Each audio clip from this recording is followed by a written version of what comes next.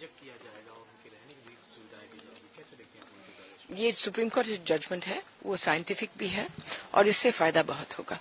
हम बहुत खुश हैं इस जजमेंट से। सुप्रीम कोर्ट ने ये भी कहा है कि जितने भी स्ट्रे डॉग्स हैं उनको म्युनिसिपल कॉर्पोरेशन पकड़े, उनको इंजेक्ट करे और जो रैबीज वाले हैं उनके लिए अलग से व्यवस्थाएं करे। जी बिल्कुल सही है। ये हम शुरू से ही बोल रहे हैं कि सुप्रीम कोर्ट ने ऑर्डर किया है जो चलते आ रहा था इतने दिनों से कि कुत्तों को पकड़ो, उनकी नसबंदी करवाओ और उनकी अपनी जगह में वापस छोड़ो। मुसीबत तो ये थी अभी तक कि कुत्तों को उठाया जाता था, उनकी नसबंदी किया जाता था और फिर उनको कहीं और फेंका जाता था। इसमें नसबंदी का कोई फायदा नहीं था जहां तक काटने का मामला था, क्योंकि कुत्ता जब नसबंदी के बाद कहीं और नई जगह में डाला जाता है तो वो घबराया हुआ है, एक तो दर्द में है, मेजर ऑपरेशन हुआ है, उसके ऊपर से नई जगह में उसको मालूम नहीं है कि कौन खिलाएगा, कौन क्या करेगा, तो इसलिए वो काटता है। तो अगर आप चाहते हैं कि एक तो उनकी संख्या कम हो जाए, वो नसबंदी से ही होगी, दूसरा काटना बंद हो जाए, वो तभी होगा जब आप वापस अपनी जगह में छोड़ें। नेशनल स्ट्रीट डॉग पॉलिसी की बात की है सुप्रीम कोर्ट ने सभी राज्यों के लिए, किस तरीके से जो स्ट्रीट डॉग्स हैं उनके लिए? देखिए, नेशनल पॉलिसी तो अभी नहीं, 1960 से है और अभी 25 साल से एबीसी की पॉलिसी है, लेकिन क्योंकि सरकार ने एक पैसा नहीं डाला उस पॉलिसी में, तो किसी ने उस पॉलिसी को अमल ही नहीं किया।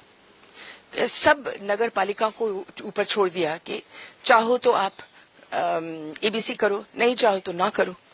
म्युनिसिपैलिटी को ये भी नहीं बोला गया कि तुम खाली रजिस्टर्ड एनजीओस को जो ट्रेंड है उनको ले लो। कोई एनजीओ की ट्रेनिंग कहीं देश में नहीं की गई है, कोई एबीसी सेंटर ढंग का नहीं लगाया गया, एक पैसा नहीं दिया गया। तो अब एक नेशनल पॉलिसी हो जाए।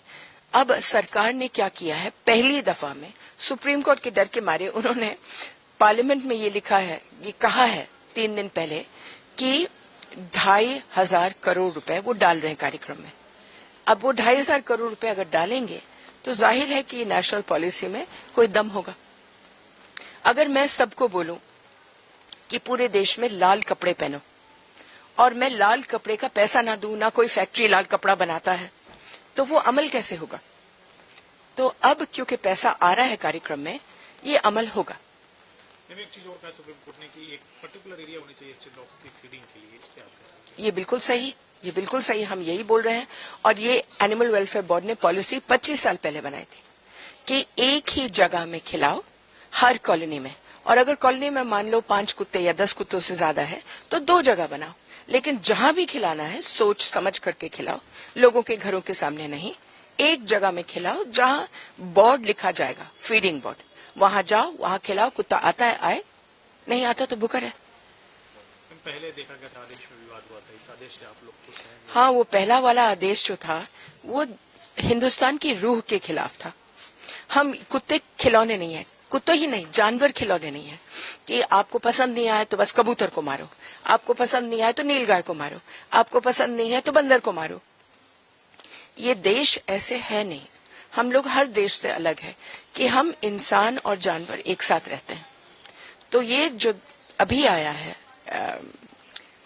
फैसला, हम बहुत खुश हैं, क्योंकि ये रेकग्नाइज करता है कि हम भी जिए, वो भी जिए, लेकिन खुशी खुशी एक साथ जिए और नियमित तरीके से जिए।